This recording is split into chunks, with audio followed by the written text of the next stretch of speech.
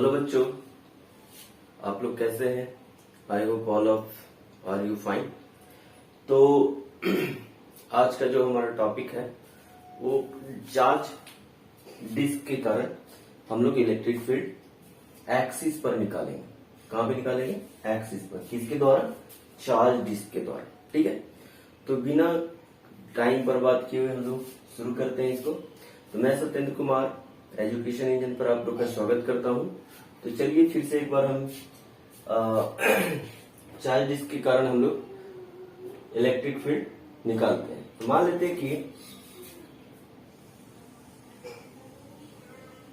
ये मेरा charge disc है, ये पे एक चार्ज प्लेट हो सकता है, ठीक है, डिस्क के फॉर्म में। अब मान लेते हैं यहाँ पे इसका सेंटर है और ये सेंटर से एक लाइन पास करेगा जिसको हम बोलेंगे एक्सिस।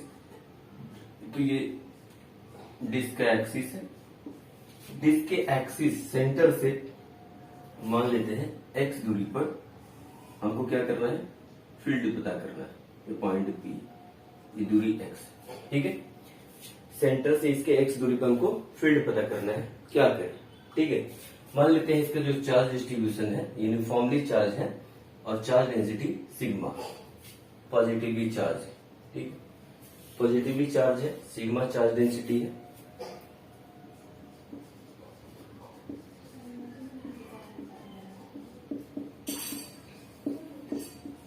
तो बच्चों इसके द्वारा फील्ड कैसे निकालेंगे? तो हम क्या करते हैं, हमको रिंग के द्वारा आता है फील्ड, है ना, चार्ज रिंग के द्वारा फील्ड आता है। तो चार्ज रिंग के कारण हम क्या कर सकते हैं, इसमें छोटा छोटा रिंग कंसीडर कर सकते हैं। हम क्या करते हैं, यहां से आर डिस्टेंस पे हम एक छोटा सा रिंग कंसीडर करते हैं, इस तरह का रिंग, ठीक है। इस रिंग की कुछ चौड़ाई है, मान लेते हैं रिंग की चौड़ाई dr है। रिंग बनेगा तो थोड़ा चौड़ा होगा, थोड़ा विड्थ होगा इसमें। तो ये r रेडियस का रिंग है जिसकी चौड़ाई है dr, ठीक है। तो इस पर कुछ चार्ज होगा,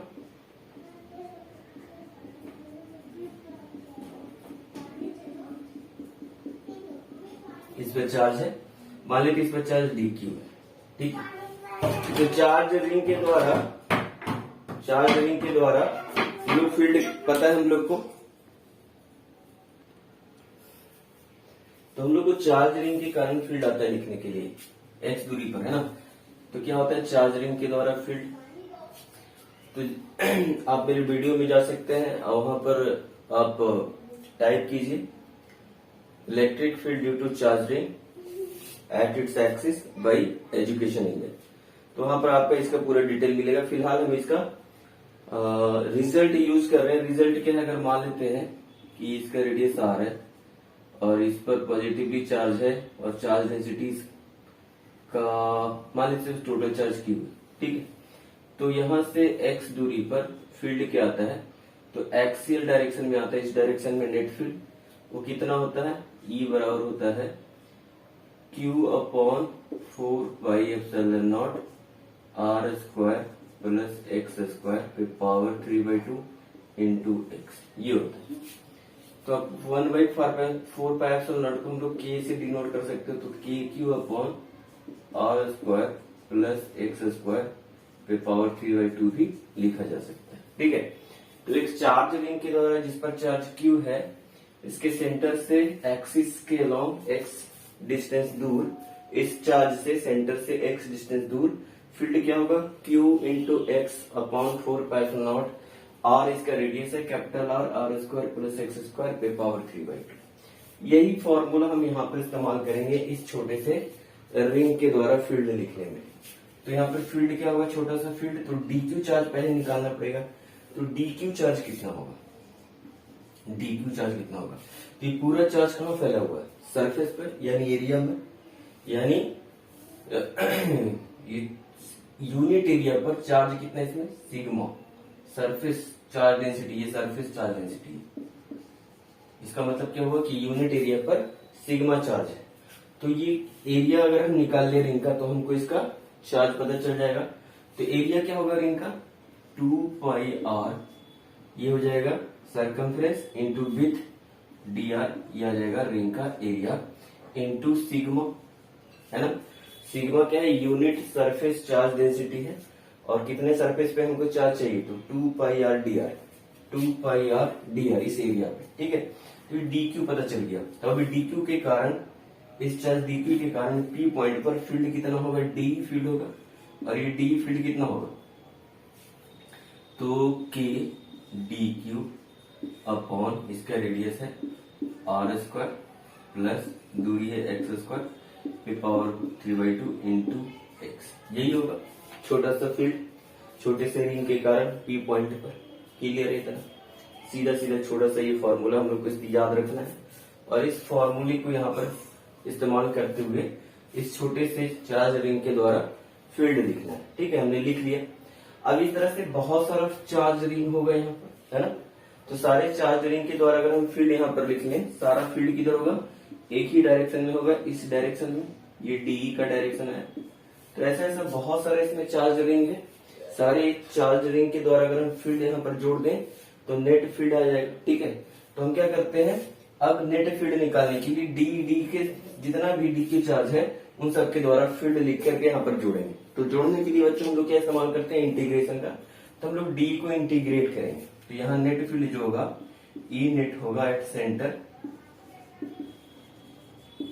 वो किसके बराबर होगा, तो ये होगा इंटीग्रेशन ऑफ डी। डी को इंटीग्रेट कर लेंगे, ठीक है।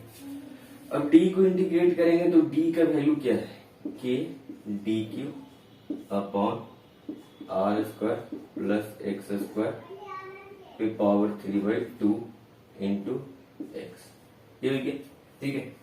डी क्यू का वैल्यू हम लोग यहाँ पे पुट कर लेते हैं, तो क्या हो जाएगा, E net at centre, K और डी क्यू का वैल्यू पुट करते हैं, तो के का वैल्यू हो जाएगा 1/4 pi epsilon not into D Q कितना है, 2 pi R D R sigma upon ये डी क्यू के डी क्यू बटा नीचे में हो जाएगा R square plus x square पे पावर 3/2 इंटू एक्स। अब यहाँ से 2 पाई से 2 बार में कैंसिल हो जाएगा। अब क्या बचेगा यहाँ पे, यहाँ बचेगा इंटीग्रेशन 1/2 एप्सिलॉन नॉट इंटू और डी आर अपॉन, यहाँ सिग्मा लिख लेते हैं, sigma by 2 epsilon nought x square plus r square पे पावर 3/2 इंटू एक्स, यही होगा, ठीक है। चलो यहाँ तक दिखाई दे रहा है। तो ये हो गया ई नेट।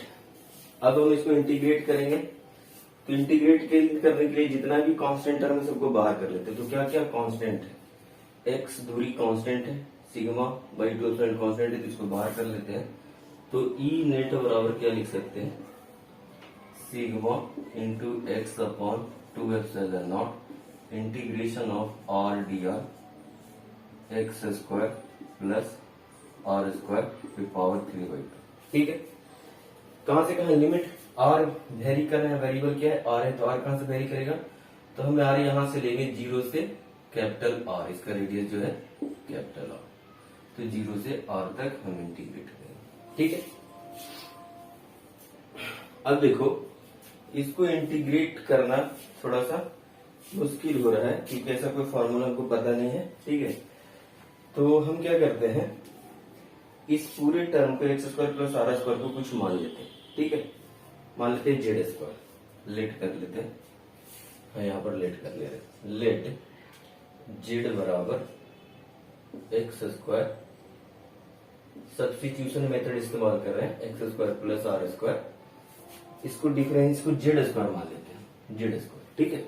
अब इसको डिफरेंशिएट करो दोनों तरफ, तो क्या हो जाएगा, 2ZDZ बराबर एक्स कांस्टेंट है 0, आर स्क्वायर का हो जाएगा 2R dr, 2 से 2 कैंसिल हो जाएगा, ZDZ बराबर आ जाएगा RdR, यानी हम RdR की जगह ZDZ पुट कर सकते हैं। तो यहाँ पर क्या हो जाएगा, sigma x upon 2 epsilon not into RdR की जगह हो गया ZDZ अपॉन RdR, ठीक है, RdR की जगह Z, और x square plus r square की जगह जेड स्क्वायर, तो जेड स्क्वायर इंटू 3/2 कट गया।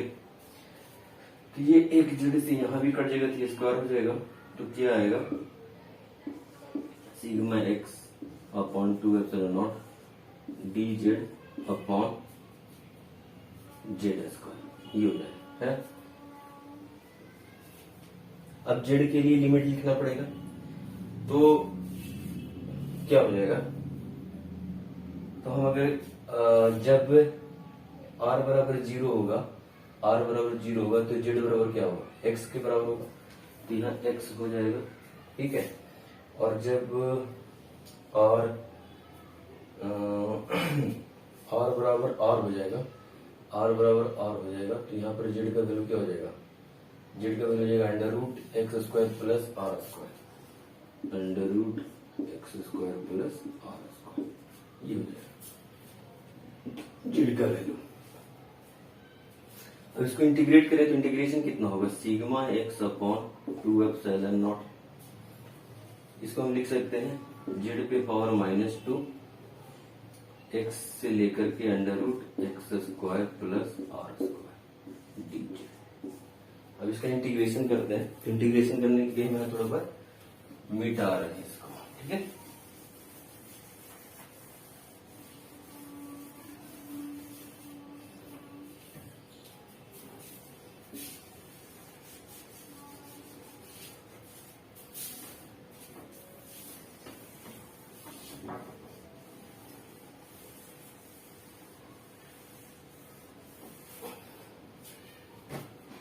तो यहाँ पर ई नेट क्या आएगा, ई नेट बराबर लिख सकते हैं हम लोग, इसका इंटीग्रेशन होगा सिग्मा एक्स बाई 2/0 बाहर है, इसका इंटीग्रेशन हो जाएगा -1/z, ठीक है।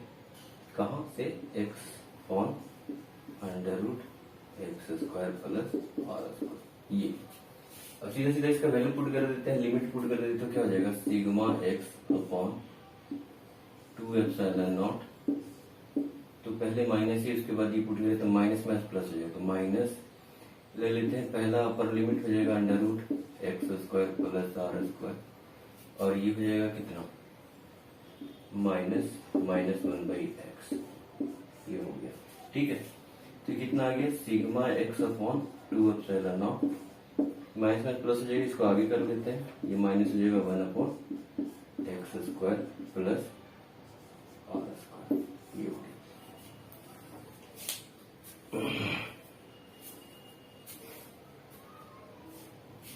चलो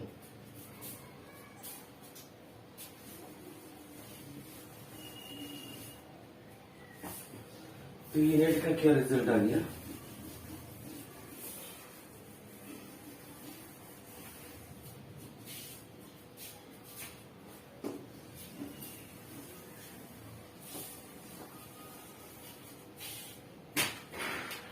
तो ये नेट का रिजल्ट आया सिग्मा एक्स बाहर कर ले तो हो जाएगा, ये कट जाएगा एक्स से x, sigma x upon 2/0, 1/x common बाहर आ गया, अंदर बचा 1 माइनस, ये हो गया x upon under root x square, ठीक है। ये एक्स एक्स कट गया, क्या बचा सिग्मा अपॉन 2/0, ठीक है। और ये आया 1 minus x upon under root x square plus r square. तो बच्चों ये रिजल्ट आ गया electric field due to disc के कारण, ठीक है, at a distance x from the centre at axis, ये हो गया। अगर हम मान लेते हैं, अगर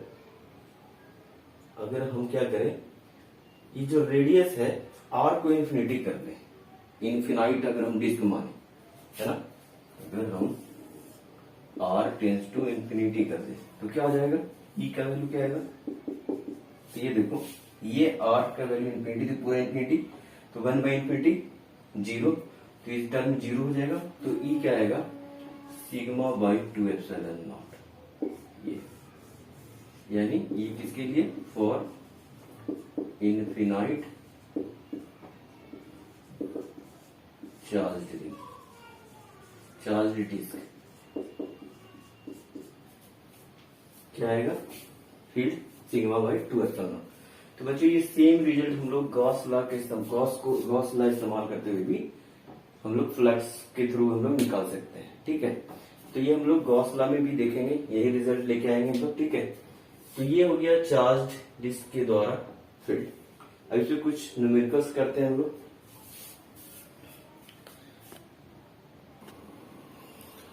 तो बच्चों एक सवाल ले रहे हैं हम। ठीक है, तो एक सवाल है, क्या बोलता है, दो पैरेलल नॉन कंडक्टिंग रिंग्स, ये दोनों पैरेलल नॉन कंडक्टिंग रिंग्स है और सेंट्रल एक्सिस अलोंग ए कॉमन लाइन, जिसका जो एक्सिस है दोनों का, यानी दोनों का सेंटर एक ही लाइन पे, कॉमन एक्सिस पे। Ring 1 has uniform charge Q1, ring पर चार्ज जो है Q1 यूनिफॉर्म है और रेडियस R है। Ring 2 has uniform charge Q2 and the same radius R, यानी दोनों आइडेंटिकल रिंग है, बस दोनों पर चार्ज अलग अलग है, एक पे चार्ज Q1 एक पे चार्ज Q2 है और दोनों के बीच का जो डिफरेंस है, सेंटर टू सेंटर डिस्टेंस है, वो D बराबर दिया हुआ है 3R। इनके सेंटर का बीच का दूरी क्या है, 3R। The rings are separated by distance 3R। The net electric field at point P on the common line at a distance R from ring 1, इसको रिंग 1 मान रहे हैं हम, इसको रिंग 1 मान रहे हैं, इसको रिंग 2 मान रहे हैं। तो यहां से R दूरी पर फील्ड हमसे पूछा जा रहा है, इस जीरो फील्ड जो है, यहां पर बोला फील्ड जीरो है R डिस्टेंस पर। What is the ratio Q1 Q2, तो Q1 और Q2 का रेशियो बताना। सिंपल सा सवाल है बच्चों। ये क्या बोल रहा है कि दो रिंग है, नॉन कंडक्टिंग रिंग है, पैरेलल है दोनों का सेंटर जो है एक ही एक्सिस के लॉन्ग है, दोनों आइडेंटिकल रिंग है तो रेडियस सेम है, इन दोनों के बीच की दूरी यानी सेंटर टू सेंटर जो दूरी है वो 3R है। फिर बोल रहा है रिंग 1 से R दूरी पर इन दोनों के कारण फील्ड क्या है, जीरो है। तो फील्ड जीरो कैसे होगा, तो इसके कारण फील्ड क्या होगा, एक्सिस के लॉन्ग इस डायरेक्शन में, ठीक है, और इस रिंग के कारण फील्ड एक्सिस के लॉन्ग इधर। तो ये अगर E1 है तो ये E2 है, और यहाँ पर फील्ड जीरो तभी होगा जब E1 बराबर क्या हो जाए, E2 हो जाए। तो E1 बराबर E2 होगा तो नेट फील्ड क्या हो जाएगा, जीरो होगा इस पॉइंट P पे। तो अब E1 और E2 लिखते हैं तो E1 इस रिंग 1 के कारण E1 कितना होगा, तो अभी हम लोग रिंग के द्वारा फील्ड पता है कितना होता है और एक्सिस के लॉन्ग होता है कितना होता है, तो charge Q1 upon 4 pi epsilon not, दूरी R और इसका रेडियस R दिया हुआ है, तो R का स्क्वायर प्लस R का स्क्वायर पे पावर 3/2 इंटू यहां से डिस्टेंस R, तो ये हो गया R। ठीक है, बराबर होगा charge Q2 upon Q1 by Q2 का रेशियो निकालने बोला है, Q1 बाई Q2 का रेशियो। Q2 यहाँ पे क्या हो जाएगा 4 पाई एप्सिलॉन नॉट, अच्छा ये इसका रेडियस R है, R का स्क्वायर, और दूरी यहां से यहाँ क्या होगा 2R के बराबर, ये दूरी कितना होगा 2R, तो 2R का स्क्वायर कितना हो जाएगा 4R स्क्वायर पे पावर 3/2 इंटू ये दूरी कितना यहां से 2R, यही है। अब इसमें कॉमन है जो कट जाएगा, ये कट जाएगा, ये कट जाएगा, R से R कट जाएगा, यहाँ पे ये बचा Q1 अपॉन ये 2R स्क्वायर पे पावर 3/2, ये बराबर हो जाएगा Q2 into 2Q2 upon 4 1 5 5R square पे पावर 3/2। अब इसको सॉल्व करना, Q1 बाई Q2 का वैल्यू लेकर आना, Q1 अपॉन Q2, ये उधर चल जाएगा तो हो जाएगा 2 इंटू 2 R 2 के पावर 3/2 और इस पे क्या हो जाएगा R का पावर Q, ऐसा हो जाएगा 2 से 2 कट जाएगा R Q। अच्छा ये क्या होगा 5 के पावर 3/2 और R का पावर स्क्वायर कट जाएगा R Q, कट गया ये, तो ऊपर क्या हो जाएगा 2 √8 और नीचे क्या हो जाएगा 125 का √, यही होगा है ना। तो यहाँ पर देखो ये क्या हो जाएगा Q1 अपॉन Q2, ये हो जाएगा 2 इंटू 2 √2 अपॉन 5 √5, हो गया 4/5 ये √2/5 ये हो गया। ये जो 0.8 √2/5 इसका एग्जैक्ट डेसिमल में जो आंसर है वो मैं लिख देता हूं यहाँ पे। ये आता है 0.506 ये आंसर है। ठीक है, तो Q1/Q2 का रेशियो ये पता चल गया। ठीक, एक बेहतरीन सवाल लेते हैं हम लोग। ठीक है, तो बच्चों ने एक बेहतरीन सवाल लिया है। सवाल ये है, क्वेश्चन पढ़ेंगे हम, ध्यान से सुनना है। बोलते हैं कि एक इलेक्ट्रॉन है, an electron is constant to the central axis. एक इलेक्ट्रॉन है जो इस रिंग के एक्सिस के अलॉन्ग कंस्ट्रेंट है ऑफ चार्ज रेडियस आर, और इस रिंग का जो रेडियस है आर है, इस पे चार्ज क्यू है।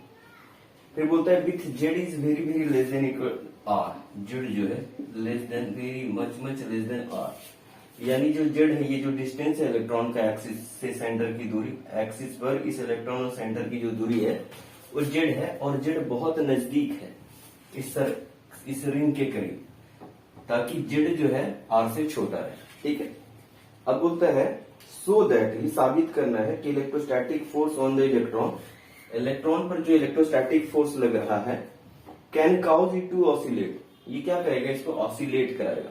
ये रिंग के द्वारा जो इस पर फोर्स लग रहा है, ये फोर्स क्या करेगा, इसको ऑसिलेट कराएगा, यानी इस एक्सिस के अलावा टू एंड फ्रो मोशन करेगा। तो ये प्रूफ करना है, और साथ ही प्रूफ करना है सेंटर विथ एन एंगुलर, और इसका जो ऑसिलेशन का जो एंगुलर फ्रीक्वेंसी है, प्रूफ करना है कि एंगुलर फ्रीक्वेंसी जो होगा ओमेगा, वो कितना होगा, √EQ/4πε0 mRQ। ये एंगुलर फ्रीक्वेंसी ये प्रूफ करना है कितना हो। ठीक है, अगर ये SHM करेगा तो SHM का क्या कंडीशन है, कोई भी पार्टिकल SHM कब करेगा, तो जब उस पर एक रिस्टोरिंग फोर्स एक्ट करता हो और पार्टिकल अपनी मीन पोजीशन के about to and fro motion करता हो। मैथमेटिकली बोले तो जो फोर्स होना चाहिए F बराबर, वो क्या होना चाहिए, -kx के बराबर होना चाहिए, कि जहां m ओमेगा स्क्वायर होता है, F बराबर लिख सकते हैं -m⍵²x, है कि नहीं, या ओमेगा स्क्वायर बराबर क्या लिख सकते हैं हम लोग, F बराबर यहां लिख सकते हैं मास इंटू एक्सेलरेशन, तो -m⍵²x, m से m कैंसिल हो जाएगा, या A बराबर क्या होना चाहिए, -ω²x। या तो हम ये प्रूफ कर दें या हम ये प्रूफ कर दें, ये दोनों क्या है, condition of SHM, condition of SHM, ये भी है कंडीशन ऑफ SHM। तो बच्चों ये समझ में आ गया कि अगर कोई पार्टिकल SHM करेगा तो उस पर जो लगने वाले रिस्टोरिंग फोर्स है ऑलवेज सेंटर की तरफ लगना चाहिए, और ये जो फोर्स होना चाहिए प्रोपोर्शनल होना चाहिए किसके, डिस्प्लेसमेंट का। यह जो इसमें एक्सेलरेशन होगा, जब ये रिस्टोरिंग फोर्स लगेगा तो पार्टिकल एक्सेलरेट करेगा, ये किसके प्रोपोर्शनल होना चाहिए, तो भी ये डिस्प्लेसमेंट के प्रोपोर्शनल होना चाहिए। ठीक है, यह ओमेगा एंगुलर फ्रीक्वेंसी। तो चलो इसको सॉल्व करते हैं। सॉल्व करने के लिए पहले ये वाला कंडीशन हमको लेके आना पड़ेगा। तो पहले देखते हैं कि इस पर कौन सा रिस्टोरिंग फोर्स काम कर रहा है। तो ये इलेक्ट्रॉन है, इलेक्ट्रॉन नेगेटिवली चार्ज है और ये पॉजिटिवली चार्ज है, तो इसका फील्ड किधर होगा, इस डायरेक्शन में। फील्ड कितना होगा इस पर, तो फील्ड होगा E बराबर 1/4πε0 into radius R plus Z² पे पावर 3/2 इंटू जेड, यही होगा E का वैल्यू। ये बोल रहा है Z जो बहुत छोटा है, तो R² प्लस Z² का वैल्यू लगभग क्या होगा, अगर Z बहुत छोटा है तो हम Z² को नेगलेक्ट कर सकते हैं और ये R² के बराबर जाएगा। तो फील्ड कितना आएगा, नेट फील्ड इस पर कितना लगेगा, तो Z/4πε0 R² पे पावर 3/2, 2 कैंसर, तो कितना हो गया Z/4πε0 इंटू R। ठीक है, 4πε0 R। ये हो गया फील्ड। अब ये फील्ड क्या करेगा, हमको पता है कि अगर किसी भी चार्ज पार्टिकल को फील्ड में रख दिया जाए तो फील्ड उस पर क्या करता है, फोर्स लगाता है, तो इस पर फोर्स लगाएगा। लेकिन अगर ये पॉजिटिव चार्ज रहेगा तो फील्ड के अलॉन्ग फोर्स लगेगा, लेकिन अगर ये नेगेटिव रहेगा तो फील्ड के अपोजिट। तो इलेक्ट्रॉन किधर एक्सेलरेट करेगा? इस डायरेक्शन में। ये देखो इस डायरेक्शन में, ये इधर आएगा, फोर्स लगेगा, ये आया आया आया यहाँ पर आ गया, है ना। जैसे यहाँ पर पहुंचेगा एक्स बराबर 0, जेड बराबर 0 हो जाएगा, फील्ड 0 हो जाएगा, पर कोई फोर्स नहीं लगेगा। लेकिन क्या है, यहाँ पर भी रेस्ट में जैसे ही इधर आएगा तो एक्सेलरेट करेगा तो वेलोसिटी बढ़ेगा। इसके पास यह जब यहाँ सेंटर पे पहुंचेगा तो मैक्सिमम वेलोसिटी होगा इसके पास में। और फिर क्या होगा, जैसे तब यहाँ पर रुकेगा नहीं क्योंकि इसके पास वेलोसिटी होगा, है ना, इलेक्ट्रॉन के पास यहाँ पर वेलोसिटी होगा, तो यहाँ पर नहीं रुकेगा। तो क्या करेगा, ये इधर मूव कर जाएगा, है ना। जब ये इधर जाने लगेगा तो मान लो ये इलेक्ट्रॉन यहाँ पे, अब फील्ड का डायरेक्शन इधर है, फोर्स किधर लगेगा? अपोजिट डायरेक्शन इधर। तो फिर ये रिटार्डिंग फोर्स लगना शुरू हो गया, इलेक्ट्रिक फोर्स लगना शुरू हो रहा है, ये जा रहा है इधर, वेलोसिटी है इधर, फोर्स इधर लग रहा है, धीरे धीरे वेलोसिटी कहीं जाकर क्या हो जाएगा? 0 हो जाएगा, और फोर्स हमेशा इधर ही लगेगा, इलेक्ट्रिक फोर्स। यहाँ भी फोर्स, इलेक्ट्रिक फोर्स इधर ही लग रहा है। तो क्या इलेक्ट्रिक फोर्स जो कि यहाँ पर रेस्टोरिंग फोर्स है ऑलवेज सेंटर की तरफ नहीं लग रहा है ना। तो एफ ई यहाँ पर जो फोर्स लगेगा, नेट फोर्स एफ ई जो कि रिस्टोरिंग फोर्स है, वो किसके बराबर है? तो Q इंटू ई इंटू लिख सकते हैं z upon 4 pi epsilon nought r q. चूंकि ये ऑलवेज सेंटर की तरफ लग रहा है तो मैं माइनस लगा दूं, ठीक है। तो नेट रिस्टोरिंग फोर्स, एक्चुअली ये नेट रिस्टोरिंग फोर्स है इस पर, जो कि सेंटर की तरफ लग रहा है।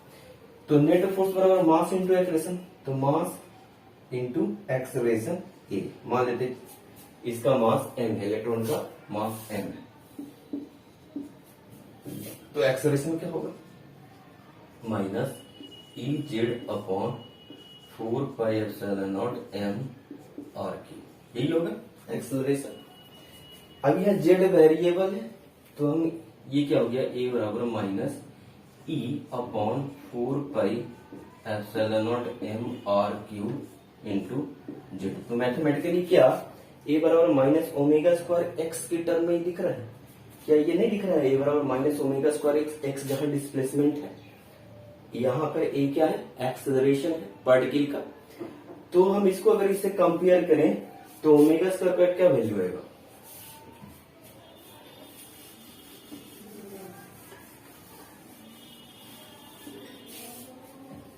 ओमेगा स्क्वायर का वैल्यू आएगा कंपेयर करने से, ओमेगा स्क्वायर बराबर होगा e upon 4 pi epsilon not m are q, ठीक है।